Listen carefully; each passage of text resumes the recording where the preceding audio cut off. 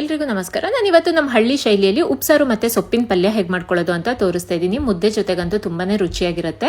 ಮೊದಲಿಗೆ ಒಂದು ಪಾತ್ರೆಗೆ ಅರ್ಧ ಕಪ್ಪಿನಷ್ಟು ನೆನೆಸಿಟ್ಟಿರೋ ಅಲಸಂದೆ ಕಾಳು ಮತ್ತು 1.5 ಕಪ್ಪಿನಷ್ಟು ನೀರು ಹಾಗೆ 1 ಟೊಮೆಟೊ ಹಣ್ಣನ್ನು ಹಾಕಿ ಕಾಳನ್ನ ಒಂದು ಅರ್ಧ ಭಾಗದಷ್ಟು ಬೇಯಿಸ್ಕೊಳ್ತೀನಿ. ಒಂದು ಅರ್ಧ ಭಾಗ ಬೆಂದಿದ ನಂತರ 2 ಕಟ್ಟಿನಷ್ಟು ಅರವೆ ಸೊಪ್ಪನ್ನು ತೊಳೆದ್ಬಿಟ್ಟು ಚಿಕ್ಕದಾಗಿ ಕಟ್ ಮಾಡ್ಕೊಂಡು ಹಾಕೊಳ್ತಾ ಇದ್ದೀನಿ. ಹಾಗೆ ರುಚಿಗೆ ತಕ್ಕಷ್ಟು ಉಪ್ಪನ್ನು ಹಾಕಿ ಸೊಪ್ಪು ಮತ್ತು ಕಾಳನ್ನು ಪೂರ್ತಿಯಾಗಿ ಒಂದು 5 ರಿಂದ 6 ನಿಮಿಷ ಬೇಯಿಸ್ಕೊಳ್ತೀನಿ. ಒಂದು 5-6 ನಿಮಿಷ ಆದ ನಂತರ ಬೇಯಿಸಿಟ್ಕೊಂಡಿರೋ ಟೊಮೆಟೊ ಹಣ್ಣನ್ನು ಸಪ್ರೇಟಾಗಿ ಎತ್ತಿಟ್ಕೊಳ್ತೀನಿ. ಹಾಗೆ ಕಾಳು ಮತ್ತೆ ನೀರನ್ನ ಸಪರೇಟ್ ಆಗಿ ಮಾಡ್ಕೊಳ್ತೀನಿ. ಈಗ ಸಾರಿಗೆ ಮಸಾಲ ರೆಡಿ ಮಾಡ್ಕೊಳ್ತೀನಿ. ಒಂದು ಪಾತ್ರೆಯಲ್ಲಿ 1 ಚಮಚ ಎಣ್ಣೆ ಹಾಕೊಳ್ತಾ ಇದ್ದೀನಿ.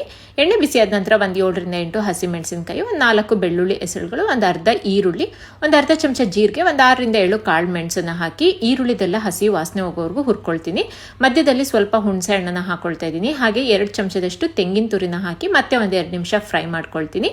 ಈಗ ಒಂದು ಮಿಕ್ಸರ್ ಜಾರಿಗೆ ಬೇಯಿಸಿರೋ ಟೊಮೆಟೊ ಹಣ್ಣು, ಹುರಿದಿಟ್ಕೊಂಡಿರೋ ಸಾಮಾನೆಲ್ಲ ಹಾಕೊಳ್ತಾ ಇದ್ದೀನಿ. ಹಾಗೆ ಸ್ವಲ್ಪ ಕೊತ್ತಂಬರಿ ಸೊಪ್ಪು ಮತ್ತೆ 1 ಚಮಚದಷ್ಟು ಬೇಯಿಸಿರೋ ಸೊಪ್ಪು ಕಾಳನ್ನ ಹಾಕೊಂಡು ಸ್ವಲ್ಪ ನೀರನ್ನ ಹಾಕಿ ನುಣ್ಣಗೆ ರುಬ್ಕೊಂಡ್ರೆ ಮಸಾಲ ಕೂಡ ರೆಡಿ ಆಗುತ್ತೆ. ಈಗ ಸಾರು ರೆಡಿ ಆಗಿದೆ. ಪಲ್ಯಕ್ಕೆ ಒಗ್ಗರಣೆ ಮಾಡ್ಕೊಳ್ಳೋಣ. ಒಂದು ಪಾತ್ರೆಗೆ 2 ಚಮಚ ಎಣ್ಣೆ ಹಾಕೊಳ್ತೀನಿ. ಎಣ್ಣೆ ಬಿಸಿ ಆದ ನಂತರ ಸಾಸಿವೆ, ಒಂದು 4 ಹಸಿ ಮೆಣಸಿನಕಾಯಿ ಹಾಗೆ 2 ಕಟ್ ಮಾಡ್ಕೊಂಡಿರೋ ಈರುಳ್ಳಿ ಹಾಕಿ ಈರುಳ್ಳಿ ಸಾಫ್ಟ್ ಆಗೋವರೆಗೂ ಫ್ರೈ ಮಾಡ್ತೀನಿ. ನಂತರ ಒಂದು 4 ಚಮಚದಷ್ಟು ತೆಂಗಿನ ತುರಿ ಹಾಕಿ ತೆಂಗಿನ ತುರಿದು ಹಸಿ ವಾಸನೆ ಹೋಗೋವರೆಗೂ ಮತ್ತೆ ಒಂದು 2 ನಿಮಿಷ ಫ್ರೈ ಮಾಡ್ಕೊಳ್ತೀನಿ.